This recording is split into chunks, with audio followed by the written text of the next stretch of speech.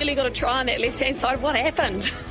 Oh, but I've gone up and over and bloody head over biscuit. It wasn't enough stability there for myself, but no, I was busting for a bit of meat this game. It didn't seem to work out.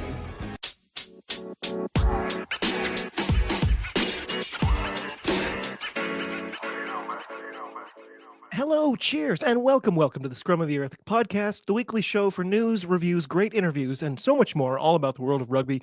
My name is David Lawrence. I'm an American rugby fan who follows the game wherever I can find it all over the globe. If you'd like to get in touch, please do so on Blue Sky @ofscrum, and you can always just send an email to thescrumoftheearth@gmail.com. Well, it was another blockbuster weekend, so why don't we just get this thing on the road? In fact, this is usually where we go through current updates here at Scrum HQ, then find a bit of news to cover, but for the sake of basically time and sanity this week, we're just going to give those things a miss, skip right into the reviews. So much stuff happening this weekend. The obvious place to start is the Women's Six Nations. I was a bit worried about this round. It turned out with good reason. So France versus Scotland featured Scotland's terrible new coffee cup kit, I'm calling it. The men looked bad wearing it recently, and the women fared no better. Tough day playing-wise as well, but it felt reasonable until the final quarter, when the floodgates well and truly opened up. I highly recommend listening to Lee and Josh's analysis on the Blood Mud podcast this week. It was so spot on, and I just can't really think of much to add to it. Side note, as a Scotland supporter, I am sick and tired of hearing the word brave used to describe performances at the test level. Like it's becoming a backhanded compliment at this point. Like it's been said so often that its meaning has almost become inverted in a way. Anyway, notably in this one was Sansus, her drop goal, a feat that the Women's Six Nations hadn't seen in 11 years, I think it was, maybe more. She is so damn good. France doubled their score between minute 60 and minute 68, crushing Scotland like a bug in the La Rochelle sunshine, 38-15. That one hurt. So speaking of hurting, Wales versus England was a massive beatdown, quite similar to the result in the men's tournament a couple weeks ago. I mean, eerily similar, 12-67, the final score in this one. Possibly the only good news for Wales was the record-setting attendance with more than 21,000 fans on hand in Cardiff. Those, of course, on hand who were England fans definitely got their money's worth as the Red Roses poured in 11 tries to Wales 2. Ellie Kildown's hat trick earned her player of the match honors, and it wasn't a game I can claim to have enjoyed very much. There's the whole Jazz Joyce kerfuffle from afterwards, and I'm not even going anywhere near that. Let's all move on. So, pardon me, on Sunday, Italy, they lost at home to Ireland 12-54. It was the first loss to the Irish since 2022. One of the Irish tries was by Aoife, but no, not that Aoife. The other one, Aoife Dalton, who is 5'5" and just 21 years old and clearly a star. Give credit to Dana O'Brien, who made 7 of the 8 conversions on offer, and Ireland fans must be jumping out of their skins right now. It was a thoroughly impressive performance. So, switching gears entirely, we head down to the Southern Hemisphere for Super Rugby Pacific, a competition widely regarded as having possibly its best season in recent memory. And as I say, almost every week, get on board. It is a heck of a fun ride. I mean, except for Highlanders fans. Anyway, Brumbies versus Highlanders. Speaking of which, thank you to the rest of the world, though, for finally catching up with me on how good Timothy Tavatabanawai is. They highlighted him at the top. He's leading the Highlanders in defenders beaten, carries, and turnovers won. He's an absolute wrecking ball on both sides of the action. Quick aside, here's a great example of what it's like to be a Highlander supporter. So we get the first try of the day, then watch the Brumbies score 2 more right in a row. And then on the restart, we kick it straight out on the full. Like, oh, would you like a bigger lead? We're happy to help with that. And then soon after, a player made an incredible move to evade a tackle, then tripped over his own foot, fell on his face. As Bandit once said on Bluey, it never ends. Perfectly on script, my guys had a chance right at the end, but knocked it on to find themselves again on the losing side of the match. 34-27 at the double whistle. Oy vey already. Hurricanes versus Waratahs. Canes blew them away after Jorgo went out, completely dismantling this team that was really on a high after last week. What a letdown, 57-12. Crusaders versus Moana Pacifica. This had my potential blowout alarm ringing pretty loudly, but it was cool to see James O'Connor to get the start at 10. He's been a nifty pickup out of the blue. By the way, he has played 64 test matches and scored 279 points along the way. This marks his 18th year at the Super Rugby level. Damn. So for the visitors, William Havili had racked up 42 points this season and was averaging 9.4 meters per carry. But I mean, rugby stats, right? He's been incredible and also became the Pacifica's all-time leader in games played. Huge fan. The visitors, they found themselves up 10-21 at the half-hour mark, and after an unreal defensive stand right on halftime, they were up another 7 points. Could the rejuvenated Crusaders go down to a struggling team like Moana Pacifica? With a quarter hour to play, I was on the edge of my seat. Artie Savia leading his team to a 16-point lead. Where has this performance been? Moana Pacifica taking the Crusaders out behind the woodshed 29-45 away in Christchurch. And I ask again, is this not the most fun comp in the world? It's starting to look a little obvious. So Reds versus Force was the most Super Rugby game ever played, at least in the first half, with the teams literally taking turns scoring tries. It was 21-all at halftime. I expected some more juice out of the Reds in the second stanza. They waited until very late to reclaim the lead, ahead by 4 with under 5 minutes to play. Dalgunu's jackling turnover put it away, a real scare for a team. I thought, that maybe I've overestimated a bit, but a real bummer for the Force, who must have, they must have thought they had this one. Final score, 28-24 in Queensland. Incredible, breathless ending. Cool stat alert, by the way. Carlo Tizzano, he broke the record for most tries scored by a player for the Western Force with 10. He's got plenty of time to pad that number as well. So moving over to Super Rugby Opiki, it's round 5, another competition that has found a new level this season, unless you're a POA fan. So Blues versus Matatu was a shocker. The Blues finally losing a match. Matatu absolutely making a statement, 29-37. What a game. The visitors held the advantage the whole way on a gorgeous day in the Whangarei. And by the way, the poise they showed in their game management. I just felt completely different about this competition now, and this team, I should say. For weeks, it felt like a race to see who would earn the honor to lose to the Blues in a final, but now, I don't know. Meanwhile, Hurricanes POA versus the Chiefs Manawa, a bit one-sided. The home team failing to score a point until the 76th minute. The Chiefs' defense was in control the whole way. Ruby Tui got in for another try, and it was a clinical day at the office, 7-27 by full time. The only downside to this weekend is it means there's no real jeopardy for next week because nobody can move anywhere on the table. Despite the performance, the Chiefs can't catch up enough to vie for a title. The only question next week is now, can the POA win a game this year at all? Okay. Switching gears once again, coming all the way back up north for the URC, Ulsters versus Stormers. Got our weekend started for round 14. Both these teams have shown the ability to be exciting and dynamic, and both have shown us quite the opposite. Which teams would show up this time? Seemingly an answer, Stormers nabbed their first try just 2 minutes in. And quick side note, did you see the tackle that Dweba put on Stockdale? It honestly looked like he was apprehending him, like he'd cuffed him as soon as he hit the ground. It would have felt perfectly natural if I'd seen him in a paddy wagon. Wow, that might have been inappropriate. Did not mean that one. The game turned out to be pretty exciting. The Ulstermen tying it up right on halftime, and a classic Lowry to Stockdale try gave them the edge with the Stormers down to 14 players, and a red card to the visiting captain sealed the deal. What a weird year it is for the Stormers. They show signs of, being the prior champions, and then they can also stink out the joint.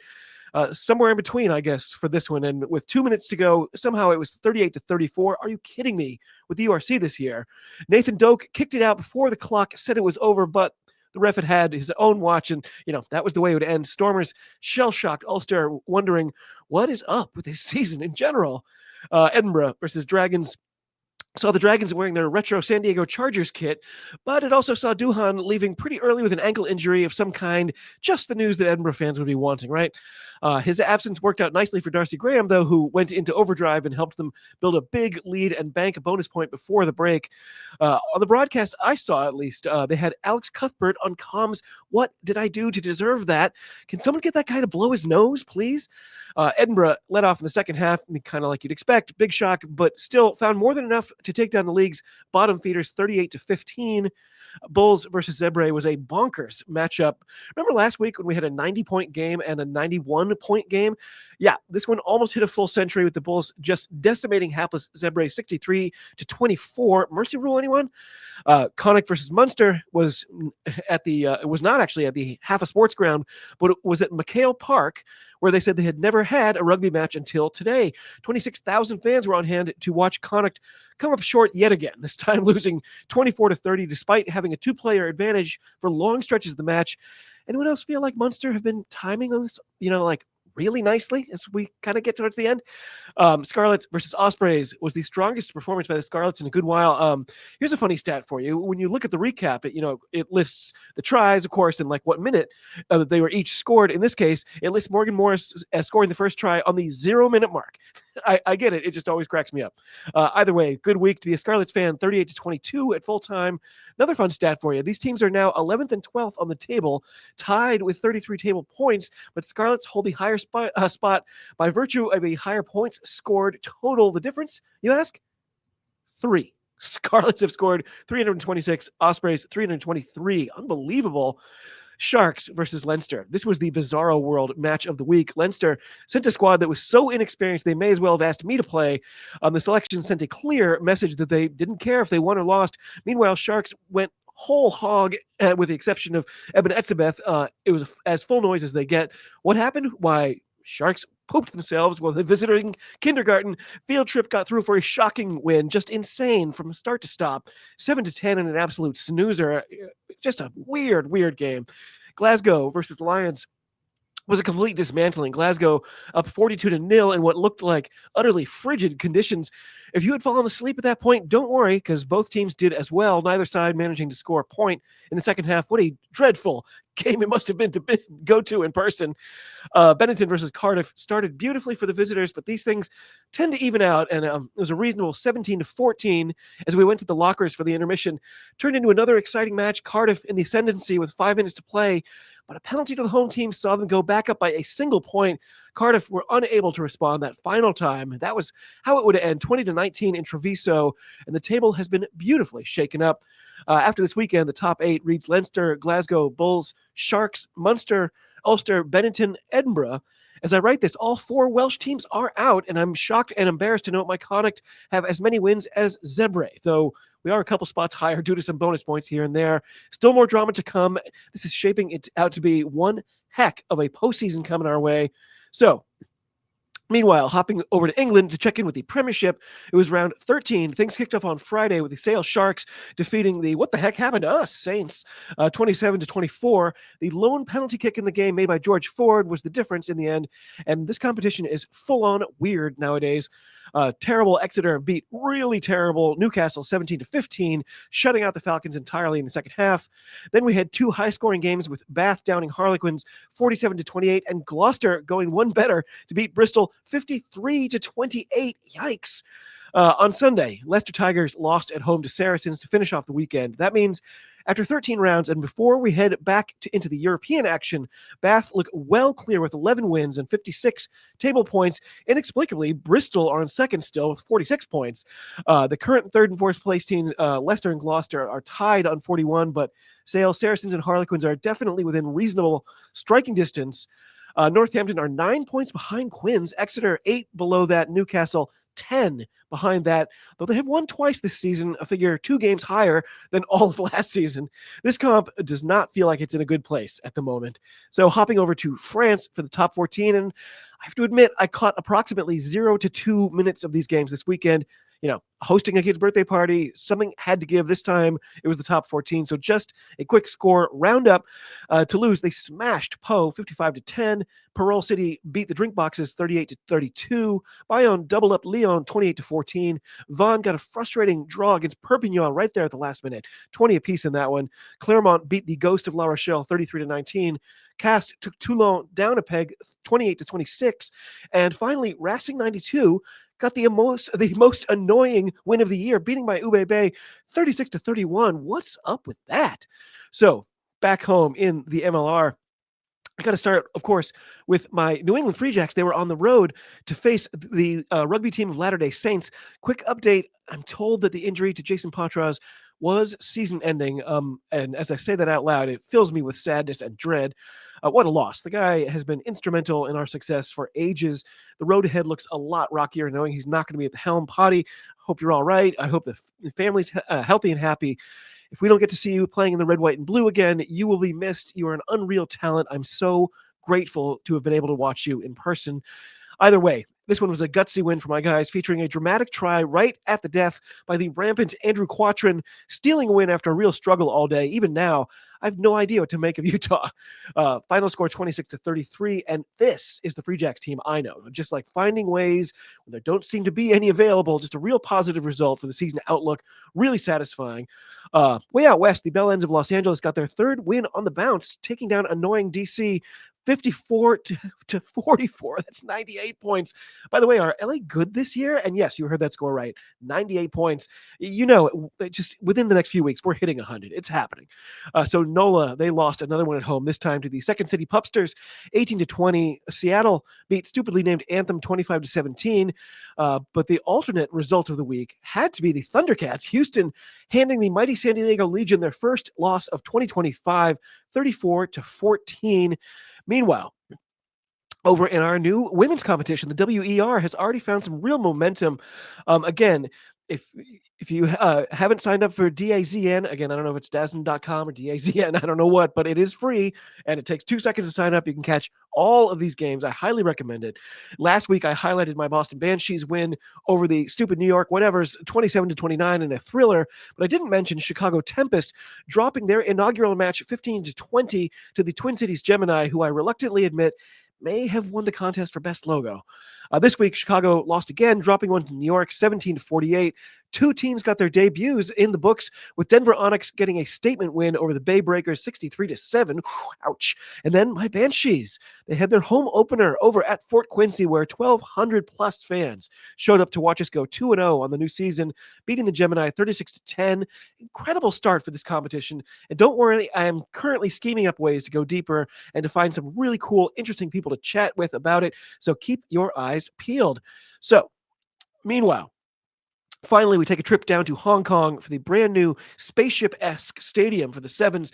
The crowd delivered from day one. Like, if you're going to go, you need to be dressing up and doing crazy stuff. That's the whole thing. Like, we had Marios, Peapods, ballerinas, a throng of Ronald McDonald's, and that was just the opening afternoon. So good.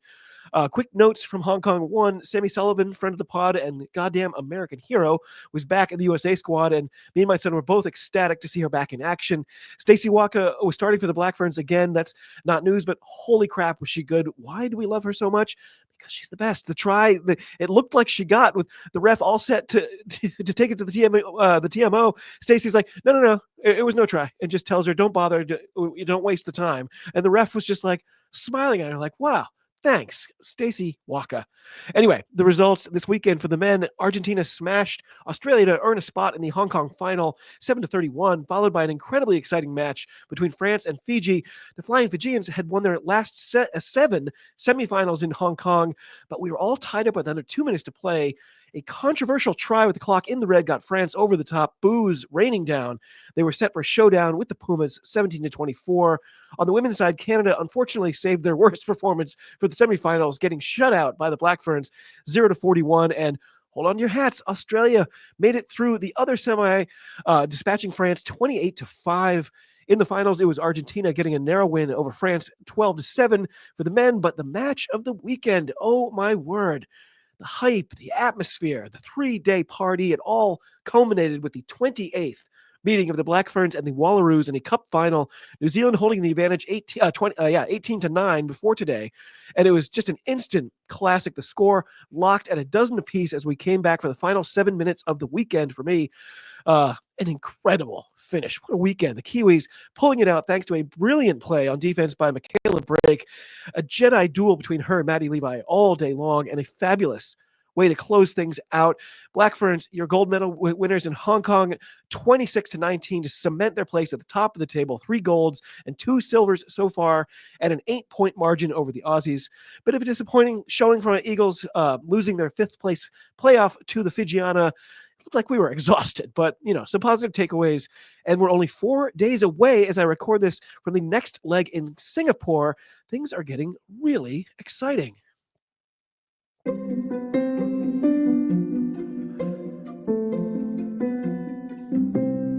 Well, by the music, you'll know it's time for this week's Diamond in the Rough. And this week, the award goes to Artie Savia. Mr. Savia, it's been some time since you won this, the most prestigious of rugby honors, but after your team's historic win over the Crusaders this weekend, it just has to go to you for the third time, a Diamond in the Rough record.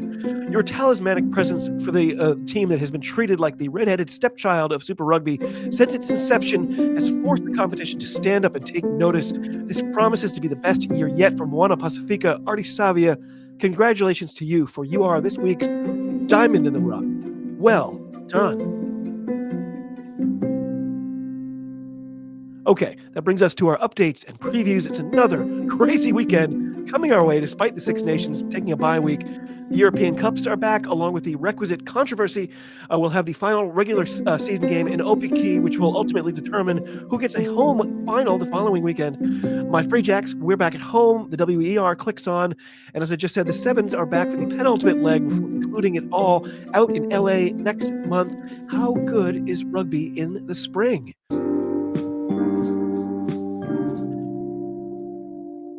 Well, my friends, that does it for another week. And holy cow, there's a lot happening right now. If you've been considering reaching out, please do. It's always great to hear from you. I've heard from a few new people recently, and it's just been great. If you haven't already, please subscribe to the YouTube channel. It would mean a lot. So, to all of you across the globe, cheers. Talk to you soon. And be well.